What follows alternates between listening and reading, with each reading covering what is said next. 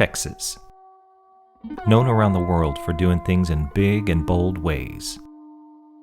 Along with all that Texas is famous for, like Friday night football, barbecue that's second to none, and the cleanest bathrooms you'll ever find anywhere.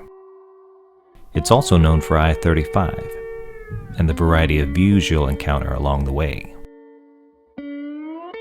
But just south of Fort Worth and Burleson lies the perfect escape from the stress of the highway.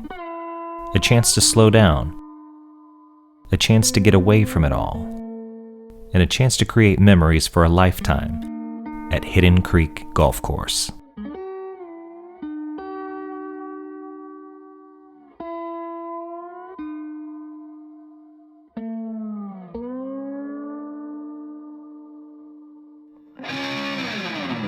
I was born on a red dirt road, and I'm a fifth generation of cow to slant home, and I hear the words running through my head like a tide of brown pages of the book that he read.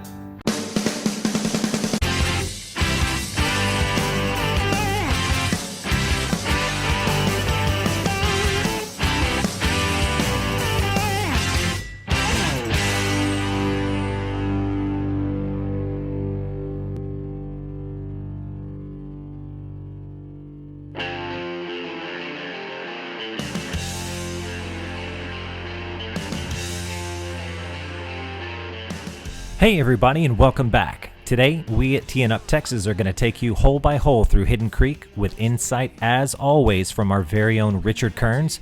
And also, we're joined by our very special guest, Assistant Pro Wes O'Banion. Take it away, Richard.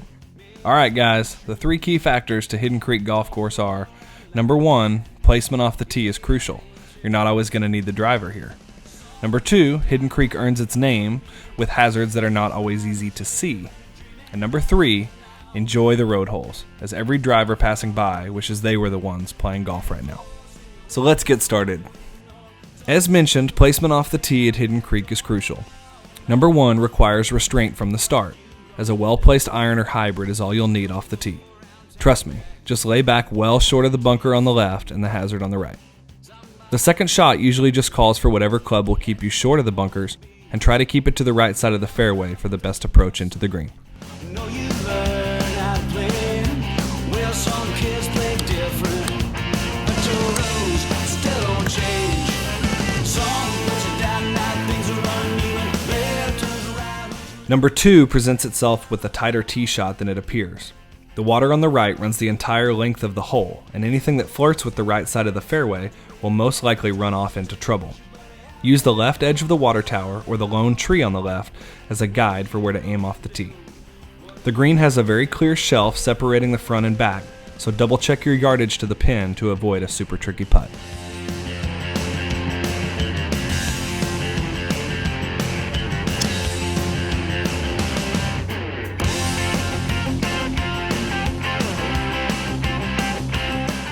Now's the time to get aggressive.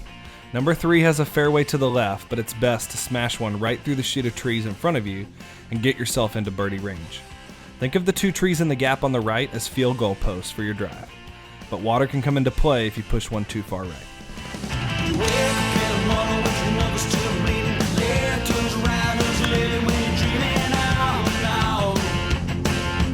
Number four, repeat after me and say it 3 times. Left is dead, left is dead, left is dead. This par 3 is a great hole to ignore the flagstick and aim for the center of the green. And as mentioned, anything that even remotely hugs the left side is probably going in the drink.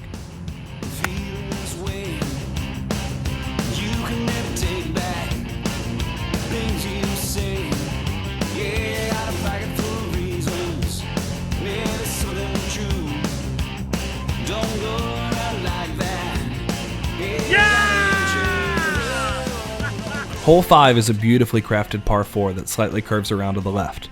The fairway bunkers are well placed to suck up any overly aggressive tee shots, and the mounds on the right are notorious for kicking drives off into the woods.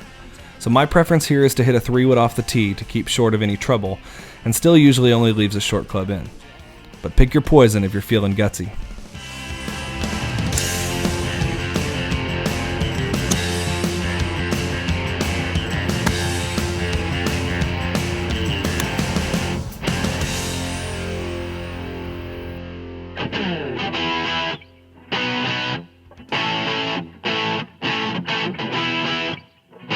A beautiful fairway headed back towards the water tower greets you at number 6.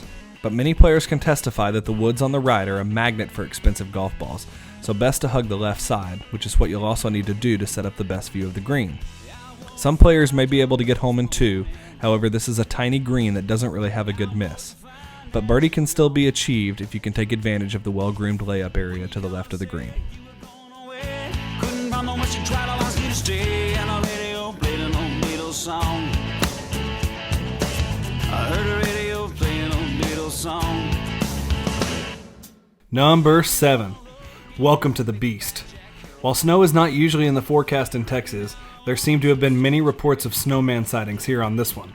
A par is like a birdie, so take what you can get and keep your ball in play. The landing area for your tee shot appears wider than it is and often leads players to aim down the right. But the right side is hazard all the way and will lead to a big number. Can you say, oh, buddy, life goes on. Oh, I guess life goes on. Number 8. Well, say it with me. Left is dead. Left is dead. Left is dead! Double check the wind as you select your club here, and don't feel ashamed to try and take the water out of play by aiming to the right side of the green. Yeah, John sang.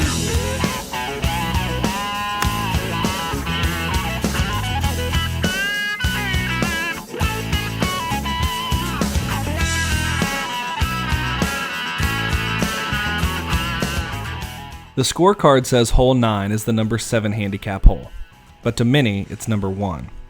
Every ball that finds the fairway will run down to the left, so it's crucial to play to the right. I can't tell you how many times I've thought I hit the perfect drive, only to find the ball in the ditch to the left, or not find it at all. So while it may leave you with a longer approach, consider laying back to the wider part of the fairway. Coming in on the approach, the waist area on the right is much closer to the green than it seems, so a miss to the left is certainly the safer play.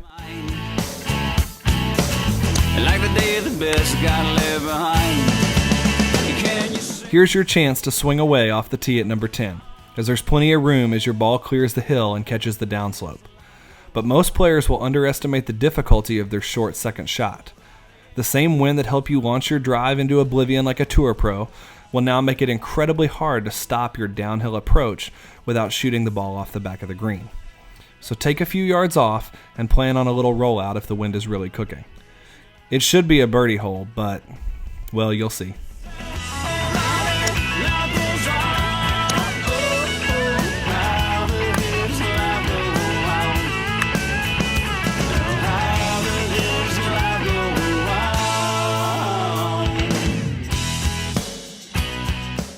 Oh look, another beautiful par 3 where left is dead. But this hole has another big miss, and that is long and to the right.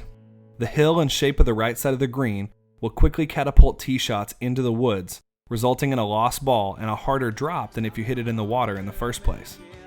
And the wind at your back certainly doesn't help. So double check your yardage and weigh the options on how aggressive you want to be.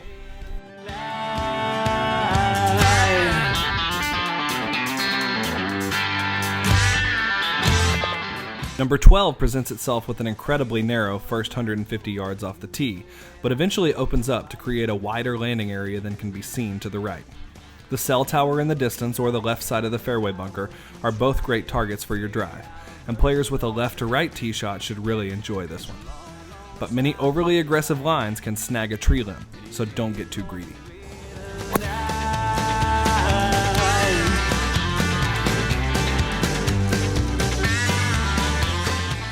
13 plays as one of the tightest tee shots on the course, as Hidden Creek earns its name with the hazard in play all the way down the right. The farther you go, the narrower the fairway, so be wary with your club selection off the tee. This hole could still be a great scoring opportunity for you, but if your tee shot doesn't find the fairway, expect to see a big number on your scorecard real quick.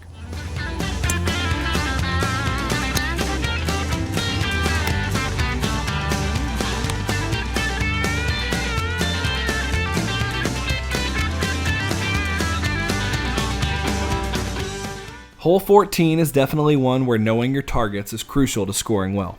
Most players like to take their tee shot straight over the trees to the right to make this a two-shot hole. If you go for the fairway down the left, be careful not to go too far, or you'll find your ball rolling into the hazard, which can't be seen from the tee. If you decide to go for the green in 2, you're going to face a blind shot, but look for the power line tower to give you an aiming point. And even the layup on this is not easy playing out to the right. Decisions.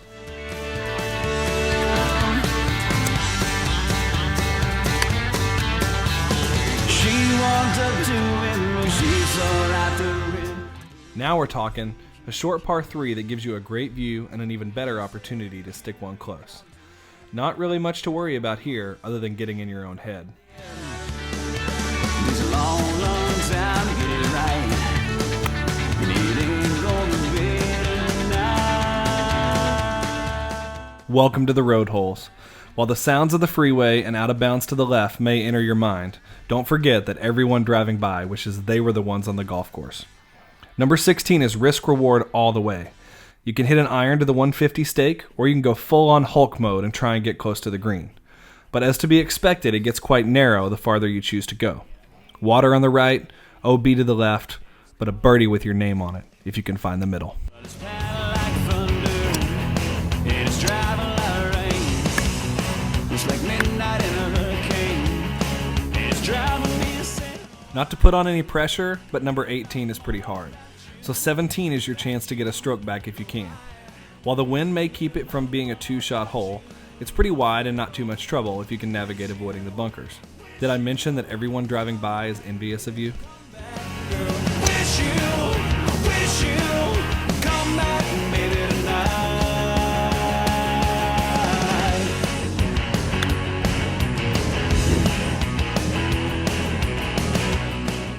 I believe the popular term is, it keeps you coming back.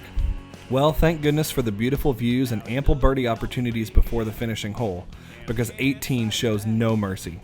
At just under 450 yards and straight into the wind, you'll want to be precise on every shot coming home. Anything to the right of the fairway will most definitely be launched off the hill and into the hazard on the right. So while the fairway bunkers may seem like something to avoid off the tee, I promise it's a better option than dropping 3 because you lost a ball to the right. But even if you manage to find the fairway, you're still far from done. On the approach, it again seems like the bunkers are the worst place you can be, but any ball that misses to the left can quickly shoot off the hill and find itself out of bounds and headed for Waco. But as you finish up your round, take a bow, wave your hat to the freeway, and start planning your next trip out to Hidden Creek Golf Course. Girl, we had it all. Thinking back on what we had. Thinking we recall that everything was alright. Nothing was wrong. You can walk away, babe, but girl, you won't be alone. Wish you come back, baby, come back, girl. Wish you come back, baby, tonight. Now wish you come back, baby, come back, girl. Wish you come back, baby, tonight.